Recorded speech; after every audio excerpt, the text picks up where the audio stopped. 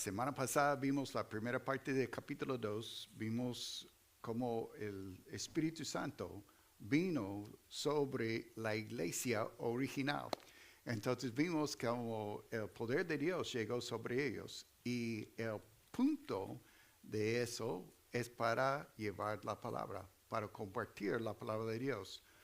Y vamos a ver hoy en la segunda parte de este mensaje de Pedro, lo que él habló a ellos. Empezó explicando sobre la venida del Espíritu Santo y luego en esta segunda parte va a explicar el Evangelio. Entonces tenemos a Pedro que hace unas horas estaba escondido con miedo, ahora abiertamente hablando de Jesús crucificado.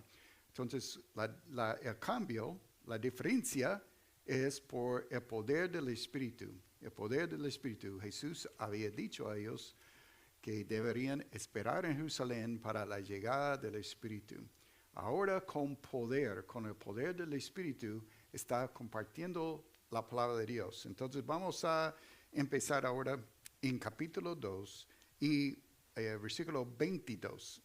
Dice, varones israelitas, oíd estas palabras, Jesús Nazareno, varón aprobado por Dios entre vosotros con las maravillas, prodigios y señales que Dios hizo entre vosotros por medio de él, como vosotros mismos sabéis. A este, entregado por el determinado consejo y anticipado conocimiento de Dios, prendisteis y matasteis por manos de Nicus, crucificándole. Ok, vamos a pensar en los primeros dos versículos y vamos a ver el testimonio irrefutable primero. Entonces, este carácter de Jesús es el primer punto. ¿Quién es Él? Entonces, primeramente, es identificado Jesús el Nazareno, como era conocido, pero varón aprobado por Dios. Primer punto. Si yo quisiera un título en mi vida, sería aprobado por Dios, que Dios tenía su sello. Y eso es lo que Jesús tenía sobre su vida. Vemos desde el principio de su ministerio, cuando bajó el paloma en una forma visible, el Espíritu Santo descendió sobre él, el Dios Padre habló desde el cielo diciendo, ese es mi Hijo. Entonces nosotros sabemos que él era aprobado por Dios y todo su ministerio era público. Habían visto todo y aún en su crucifixión no encontraron ni una cosa para decir en contra de él. Hombre aprobado por Dios, su carácter impecable, exactamente, nunca pecó. Él no pecó en toda su vida. Un hombre, varón perfecto, aprobado por Dios. Y todos ellos habían visto eso. Cuando Pedro está hablando, solo estamos hablando de hace menos de 2 meses, 50 días, que todo eso había pasado. Entonces las personas que están rodeados habían escuchado o habían estado ahí, habían sido testigos de lo que pasó. Entonces estaban convencidos, sabían quién era Jesús. Y dice, entre vosotros con maravillas, prodigios y señales. Ok.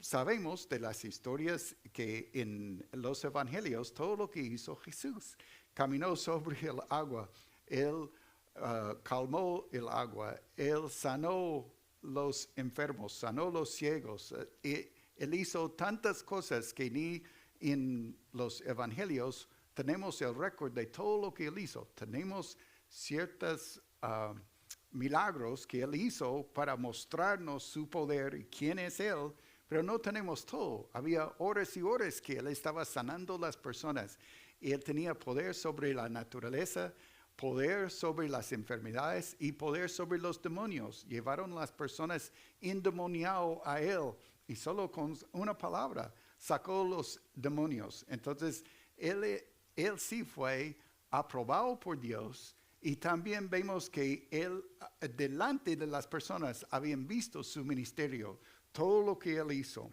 Entonces, sabemos quién era él, los señales que Dios hizo entre vosotros por medio de él, como vosotros mismos sabéis. ¿Por qué? Porque Lázaro, que se levantó de entre los muertos, que Jesús lo levantó todavía vivo en este momento. Un hombre muerto por 4 días que estaba caminando. Aún habían pensado en matar a Lázaro porque muchos creyeron en Jesús porque Lázaro está caminando. ¿Y cómo es posible que eso pasó? Entonces, el testimonio era obvio.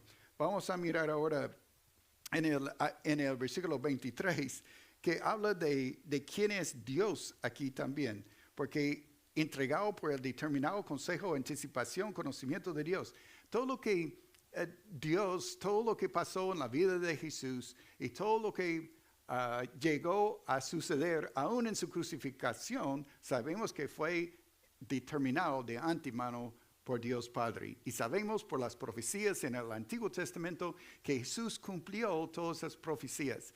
Es impresionante ver el número de profecías, pero solo si hablamos de 8 profecías en el Antiguo Testamento, el número, si hablamos de la probabilidad que sucediera solo 8 profecías en la vida de Jesús, tan exactamente como predicho en el Antiguo Testamento, los ceros y el número es tan grande que vuelve como una imposibilidad que posible que un hombre iba a cumplir las profecías. Y hay más de 30, hay muchas más profecías en la vida de Jesús para mostrar quién era Él.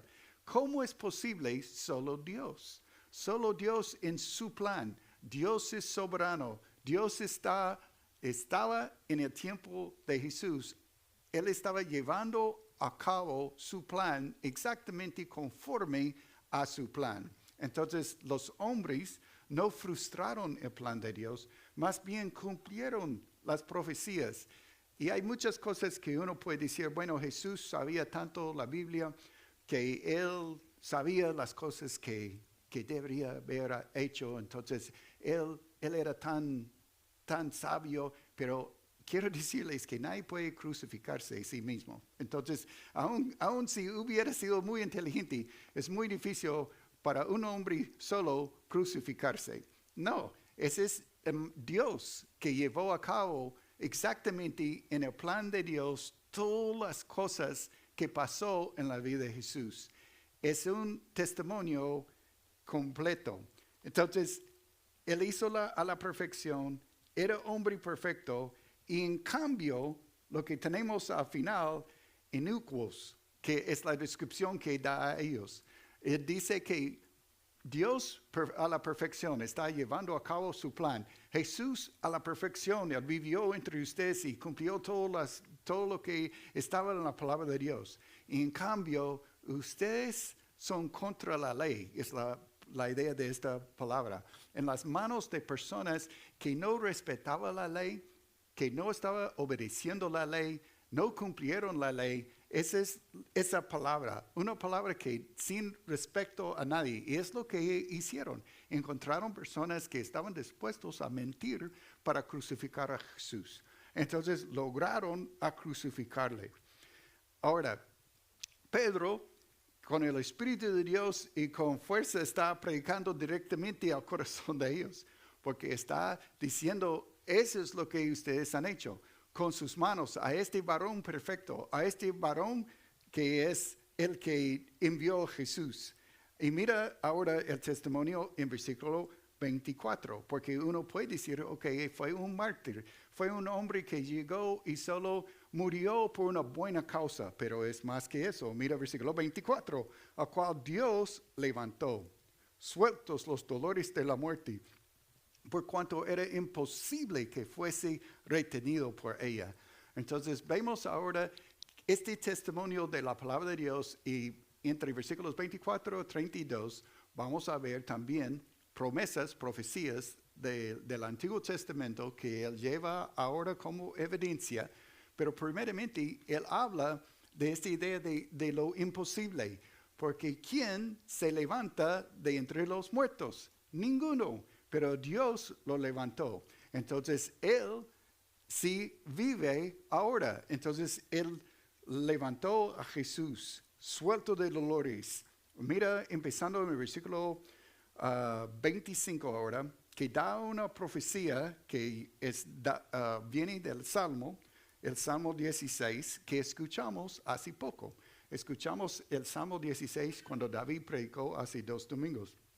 Entonces, aquí tiene referencia específicamente a Mesías, el versículo 25, porque David dice de él, veía al Señor siempre delante de mí, porque está a mi diestra, no seré conmovido. Por lo cual mi corazón se alegró y se goza mi lengua, y aún mi carne descansará en esperanza, porque no dejarás ni mi alma en el Hades, ni permitas que tu santo vea corrupción. Me hiciste conocer los caminos de la vida, me llenarás de gozo con tu presencia.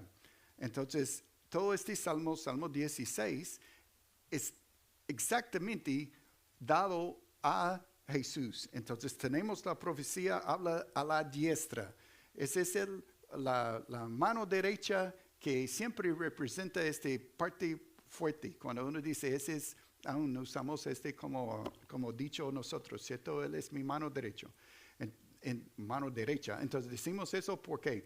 Porque es la persona que siempre está ahí para ayudarme, que es el que conoce todas las cosas y que puede sustituir, ¿cierto? Que puede estar en mi lugar. Esa misma idea tomado en la Biblia, ese es el lugar de poder. La persona a la derecha es la persona que tiene ese poder también, que es la persona en quien tiene confianza, es la persona que va a hacer ese apoyo a la persona encargada. Entonces David dice a él es siempre delante de mí porque está a mi diestra. Entonces él es esta posición de autoridad y privilegio. Ese es quien es nuestro Señor.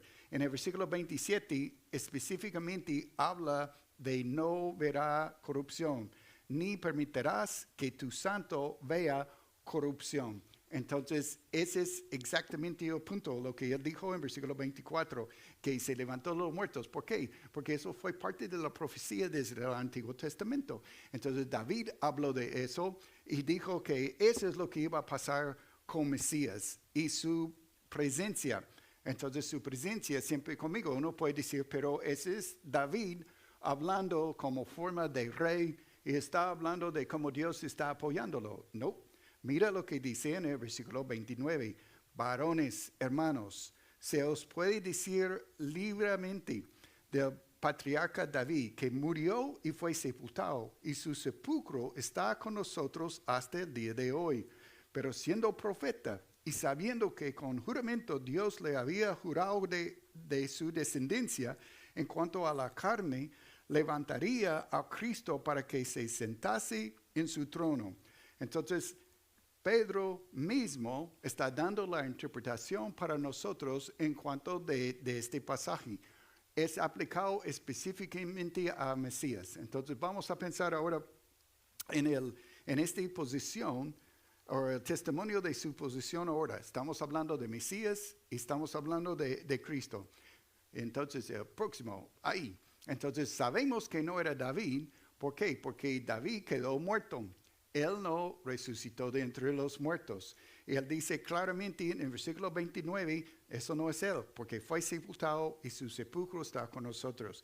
Entonces, la referencia que hace en el Salmo 16 no es a sí mismo, está hablando de su descendencia, está hablando del que viene después. ¿Por qué? Porque él recibió una promesa, el pacto que viene desde el Antiguo Testamento, también que son las promesas en cuanto a Mesías. Entonces Dios dijo a Abraham de su descendencia, y luego dijo a Judá de su descendencia, y luego de David específicamente dijo de su descendencia David, siempre habrá un rey sobre el trono. Entonces pregunta, ¿hay un rey que es descendencia de David sobre el trono hoy en Jerusalén? ¿Es que la promesa de Dios no se cumplió? No, es que va a cumplir en Jesús. Él va a reinar sobre el pueblo de Israel en Jerusalén. Él vino la primera vez para morir por nuestros pecados y viene la segunda vez para reinar sobre la tierra desde Jerusalén y Él sí va a cumplir esa promesa. ¿Y cómo es posible si Él murió? Porque Él resucitó. Ese es el punto del pasaje, que no dejó a su santo ver corrupción, porque Él se levantó de entre los muertos. Dios lo levantó. ¿Por qué? Porque Él sí va a cumplir todas las promesas de Dios y sí va a reinar y sí va a cumplir su palabra a David. Tienen que cumplir todas las promesas de Dios. No es posible que no van a cumplir. Él cumplió todas las promesas hasta ahora y va a cumplir todas las promesas que ha dado a nosotros. Entonces sabemos por seguro que no está hablando de David. David quedó ahí. Tenemos el pacto, que es las promesas que Él dio. Y ahora versículo 32 dice, a este Jesús resucitó Dios, de lo cual todos nosotros somos testigos. Entonces está hablando de los testigos que habían visto a Él. Vieron a Él resucitado. ¿Y cuántos vieron a Jesús según 1 de Corintios 15? Más de 500 que todavía estaban vivos. Entonces cuando Pedro estaba hablando, ahora en Hechos, estas personas estaban vivos todavía. Muchas personas vio a Jesús resucitado.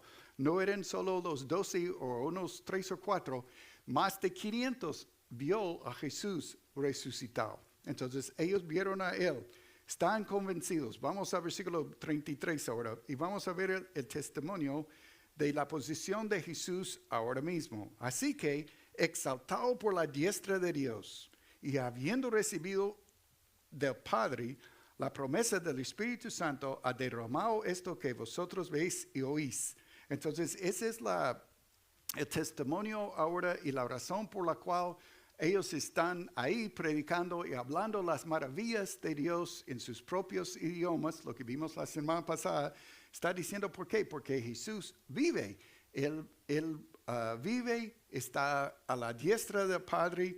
Él es exaltado sobre todo, está a la diestra de Dios y envió el Espíritu Santo como promesa. Entonces vemos a Jesús en esa posición de honra. En el versículo 33 dice, así que exaltados, lo que acaba de leer. Ahora el versículo 34 dice, porque David no subió a los cielos, pero él mismo dice, dijo el Señor a mi Señor, siéntate a mi diestra, hasta que ponga a tus enemigos por estrado a tus pies. Sepa pues, ciertísimamente, toda la casa de Israel, que a este Jesús, a quien vosotros crucificasteis, Dios le ha hecho Señor y Cristo. Entonces tenemos toda esta posición de honor y poder que Dios ha dado a nuestro Señor Jesús. Entonces Él vive ahora, Él tiene poder ahora, porque vemos en versículo 33 que derramó el Espíritu, es lo que han recibido este poder por medio de la mano y el mandato de Jesús mismo. Entonces, y David, súper claro que no es por él, no lo que él ha hecho, pero habla de poner todos los enemigos por estrado de sus pies. Ahora, acaban de crucificar a Jesús, pero él está dando la promesa ahora que él es el victorioso. Fue victorioso sobre la muerte y también todos los pies van a estar debajo de sus pies. Entonces es ciertantísimo, según versículo 36, no es de pronto, sí va a pasar, como Dios cumple todas sus promesas, sí va a pasar. Y vemos que Él ha dado a Jesús este título de Rey absoluto. Es el en versículo 36. Él dice que llama a Dios, le ha hecho dos cosas, Señor y Cristo. Entonces, Señor es esa palabra que habla de uno que es soberano, omnipotente, el Señor de absolutamente todo. Yo creo que a veces cuando nosotros hablamos de Señor y decimos que Dios es Señor, pensamos en un título como un estatus, ¿cierto? Como nosotros usamos la palabra de Señor Pérez o Señor, hablamos de cualquier persona como Señor. Pero cuando Dios habla de Señor, ese es mucho más. Él es Señor en el sentido de Rey absoluto. No hay uno sobre Él. Él es Señor absoluto en todo lo que Él hace, en todo lo que Él dice. No hay uno por encima de Él. Entonces, Él es el jefe sobre absolutamente todo. Nosotros hablamos de jefe, todos tenemos jefe, ¿cierto? Sí, le gusta o no le gusta, todos tenemos jefe. Ok, entonces tenemos jefes. El jefe es el que dice cuándo tiene que estar, cuánto va a ganar, y dice todo, ¿cierto? Tenemos que obedecer lo que dice el jefe. Ahora, cuando hablamos de Jesús, Él es el jefe de todos los jefes. No hay uno que sobre Él es la idea de Señor de señores. No hay uno sobre nuestro Señor Jesús. Él es Señor absoluto sobre el universo. Es Jesús, el exaltado sobre todo, y Cristo. Él es Mesías. Yo sé que para hoy en día todas las películas hablan de Spider-Man y Superman y Batman y todos los de... si no han visto eso es porque no tienen niños. Entonces, pero hoy en día, ese es como los de la maravilla, ¿cierto? Que pueden hacer cualquier cosa. Pero quiero decirles que Jesús es el verdadero maravilla. No hay uno más grande que Él. Y no hay uno que pueda hacer más que Él. Él es Señor de señores. Es mucho mejor que Superman, mucho mejor que Spider-Man y mucho mejor que todos ellos. Si puede hacer todos de un solo, no es como nuestro Señor Jesús. Con una sola palabra, todos sus enemigos destruidos. Él es el soberano Dios. Él es omnipotente. Ese es el Cristo. Este es nuestro Señor Jesús. Entonces, Él dice a ellos que lo que ustedes han hecho, han crucificado el que es aprobado, la perfección de Dios, el que cumplió todo lo que fue los mandatos de Dios. ¿Y qué pasó a ellos en el versículo 37? Al oír esto, se conmocionaron de corazón y dijeron a Pedro y a los otros apóstoles, varones, hermanos, ¿qué haremos? Ok, esa es la respuesta que deberíamos entender nosotros cuando entendemos lo que hemos hecho contra Dios. Cuando entendemos que somos pecadores y que hemos fallado a Dios en el sentido que hemos ofendido a Dios por nuestras acciones, fueron conmovidos en su corazón y preguntaron a ellos, ¿qué haremos? ¿Qué debe ser la respuesta? Y esa es una pregunta para cada uno de nosotros.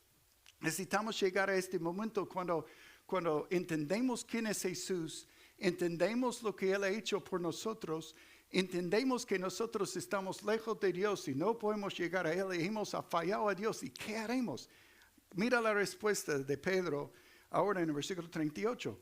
Pedro les dijo, arrepentíos y bautícese cada uno de vosotros en el nombre de Jesucristo para perdón de los pecados y recibiréis el don del Espíritu Santo.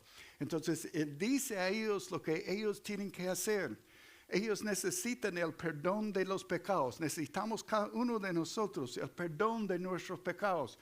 Pero yo quiero decirles, para recibir el perdón de pecados necesitamos arrepentimiento. Tenemos que arrepentirnos. Esa es la primera palabra en este versículo. Arrepentíos. Tenemos que entender quién es Dios. Él es el Santo de Israel. Él desea a nosotros caminar en santidad, caminar delante de Él. Y Él pide a nosotros arrepentimiento. ¿Qué es ese arrepentimiento? Que es, yo voy a decir, no voy a seguir viviendo en mi propio camino. Yo no voy a seguir tomando mis propias decisiones. Yo no voy a seguir en mi pecado. Yo voy a creer en el Señor Jesucristo como mi Señor.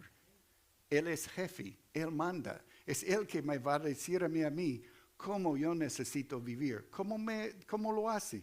A través de la palabra de Dios. Él me dice que yo necesito vivir como Él dice. Y arrepentíos, esa es la palabra clave que me dice a mí que Yo necesito a Él tanto. Yo necesito entregar mi vida a Él. Entonces, solamente entender esta información no es suficiente. Ellos habían escuchado el mensaje, ¿cierto? Escucharon lo que Cristo hizo, que murió en la cruz por ellos. Ellos entendieron eso intelectualmente, habían recibido la información, pero va más allá de información. Tiene que ser una decisión del corazón de decir, ya no más.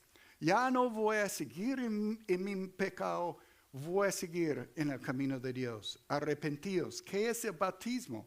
¿El bautismo me salva? No. El bautismo no salva a nadie, pero lo que representa el bautismo salva a todos. Lo que es una representación física de lo que ha pasado espiritualmente. Es una declaración pública que yo quiero seguir a Cristo. Es una declaración diciendo yo voy a caminar, yo soy de Cristo. Eso es lo que uno está diciendo en el bautismo. Yo soy de Cristo, Él es mi jefe y yo quiero vivir para Él. Es la idea del bautismo. Entonces, arrepentidos, bautízase para este testimonio de fe que yo sí estoy confiando en Dios. ¿Y qué es la promesa? El perdón de los pecados y el don del Espíritu Santo. Vamos a tener ese mismo poder en nosotros. Y yo quiero decirles, iglesia, cada uno de nosotros que hemos recibido a Cristo como Señor y Salvador, tenemos ya el poder del Espíritu en nosotros. No tenemos excusa para no cumplir. Él nos ha dado su Espíritu para vivir como Él dice. Podemos vivirlo. ¿Por qué? Porque tenemos el mismo poder que dio Pedro, suficiente valentía para salir y al hablar de Cristo, Él dio a Pedro en este momento para salir y hablar directamente en la cara de las personas que habían matado a su Señor y hablarles de Cristo. Ese es el mismo poder que ha dado a nosotros. Y tenemos también este mismo poder en nosotros para hablar a cada persona que pueden conocer a Cristo. Que eso es lo que el Señor desea, que nosotros podemos compartir lo que Cristo ha hecho en nuestras vidas y que otros pueden conocerle a Él. Vamos a seguir.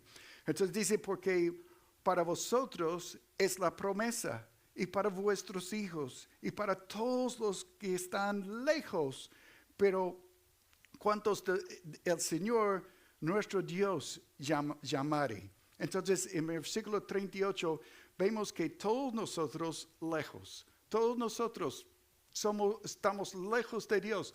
No es para algunos, siempre cuando yo comparto el Evangelio, yo digo a la persona, no estoy diciendo que tú eres malo, estoy diciendo que somos. No eres que tú eres pecador, somos pecadores. Yo también, lejos de Dios, necesito la misericordia, la gracia de Dios para salvarme. Necesito arrepentirme para entrar en esta relación con Dios. Los que estaban lejos, Él está incluyendo, diciendo que puede conocerle. Y versículo 40, y con otras muchas palabras, testificaba y les exhortaba diciendo, sed salvos de esta. Y yo creo que la mayoría de nosotros, si no estuviera en este versículo, diría salvos del infierno. Porque cuando pensamos en la salvación, pensamos en el infierno primero. Pero Él dice, salvos de esta perversa generación. ¿Qué es lo que Dios quiere salvarme ahora mismo?